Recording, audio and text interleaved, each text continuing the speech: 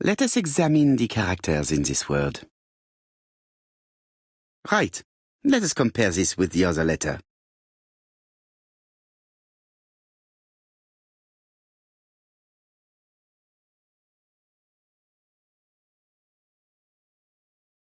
Nothing to report for these characters. Let us examine another word.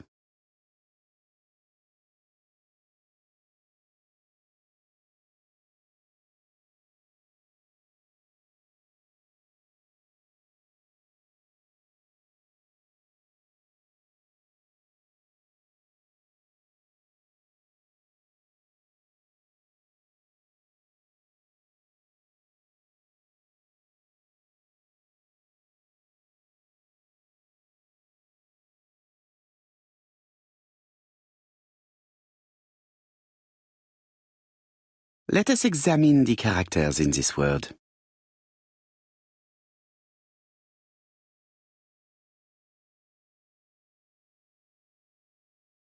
Let us examine the characters in this word. Let us examine the characters in this word. Let us examine the characters in this word. Let us examine the characters in this word. Let us examine the characters in this word. Let us examine the characters in this word. Let us examine the characters in this word. Let us examine the characters in this word. Let us examine the characters in this word. The W is not printed properly. Right. Let us compare this with the other letter.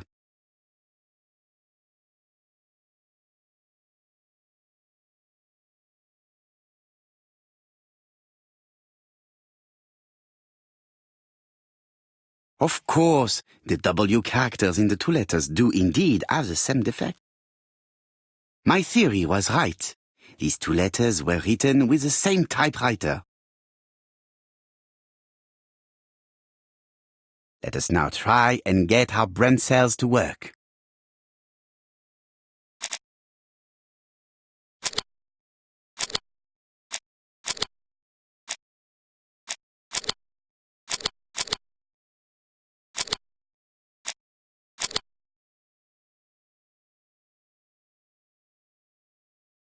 The letter should have arrived in time. The postmark shows that it was sent 3 days ago. However, our man made a mistake in the address, which explains the delay. All the same, the post office took their time correcting the error. Come on, Poirot. Your address is not quite as well known as that of Scotland Yard. Poirot, the telephone. It must be Jap.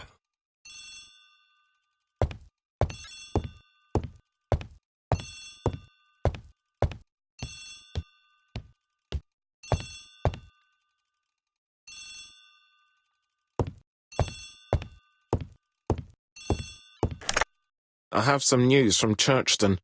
Bad news, I'm afraid. Sir Carmichael Clark was murdered while out on his evening walk. Sir Carmichael Clark. The name is familiar to me. He was a famous throat specialist, one of the best in London. A wealthy man, he retired to Combside, a beautiful house by the sea. He collected antiques. Are you going there? Yes, let's meet on the train.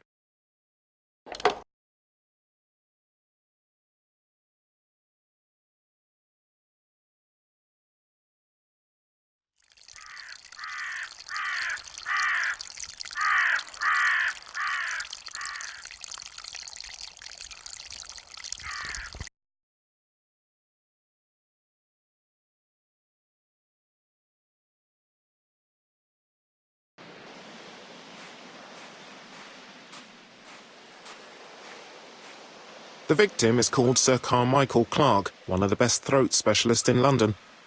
The body was still warm when we found it. If we'd been warned earlier, we definitely could have saved him. It appears that the murderer made a mistake when he wrote his letter. A mistake? Lucky for him. And what if he did it on purpose? No. He's defined his madcap rules and he's sticking to them. It's a matter of pride for him. Shall we go up to the house, Poirot? You go, my friends. I will come soon.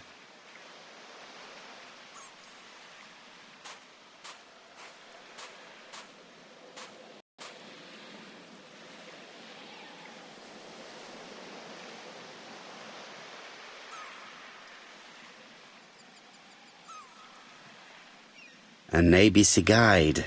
The murderer's customary signature, covered in blood this time.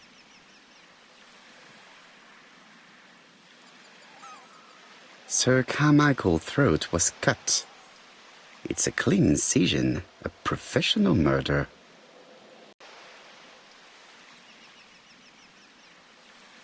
Apart from the wound to the throat, the body is untouched. No cuts, no bruises.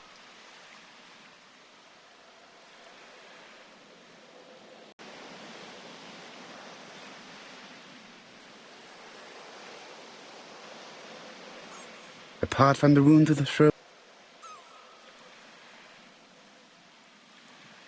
the gravel on the path has been sprayed with blood that covers a conical-shaped area, which starts at the body and becomes wider as it moves further from the bush.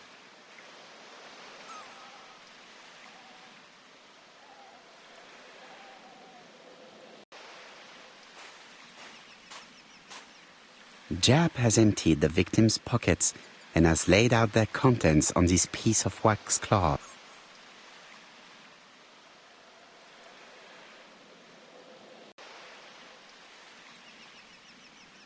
An oriental dragon. It's an old piece, much older than the pocket watch on which it was fastened.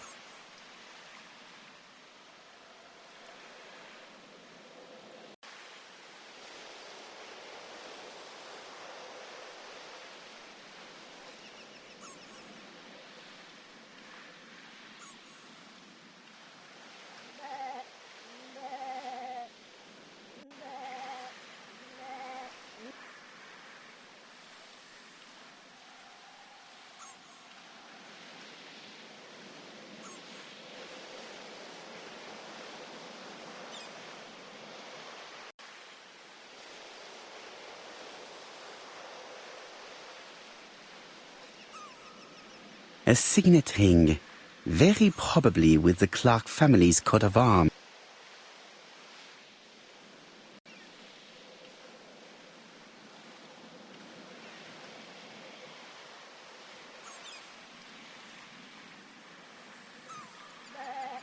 Nothing appears to be missing from this wallet.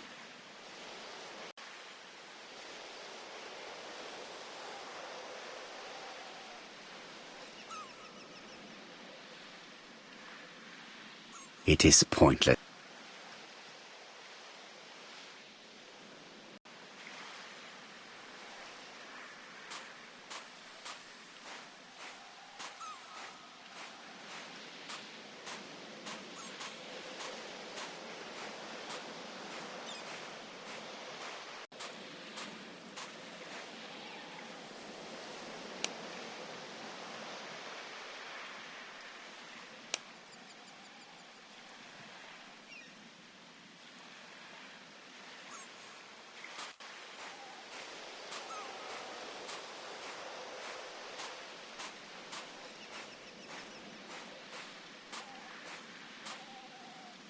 The body is just in front of a bush, one of the only bushes in the surrounding area. The vegetation behind the bush has been trampled. Let us now try and get our brain cells to work.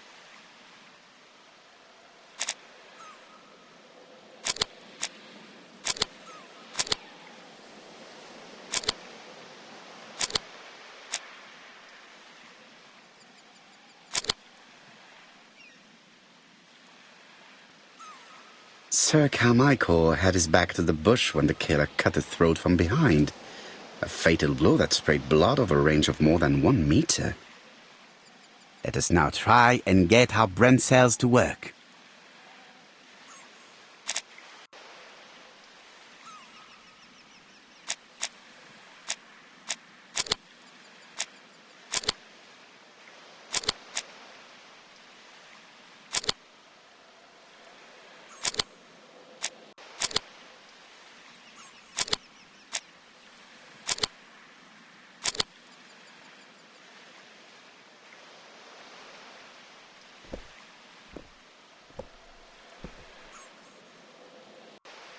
Have you finished, Poirot?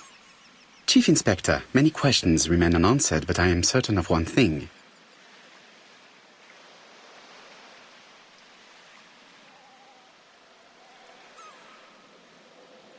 The killer has prepared his crime very carefully. Quite right. He must have known Sir Carmichael's movements well to plan such an attack.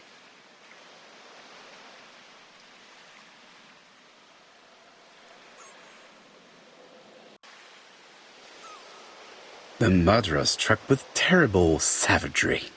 Yes, blood flowed. It's the first time he's attacked a man. He armed himself accordingly. Have you spoken to the victim's family, Chief Inspector? I've spoken to the brother, Franklin Clark. I didn't get much out of him. He's yours. I must get the body removed.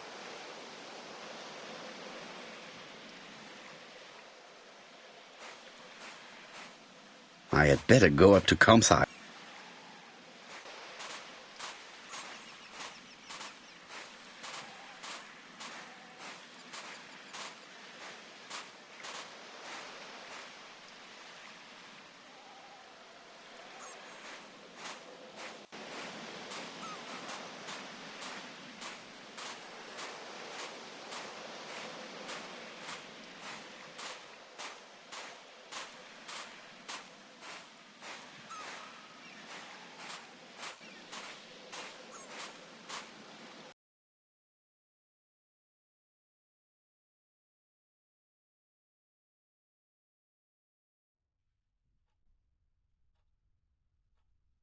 To be honest, this inspector seems rather obtuse.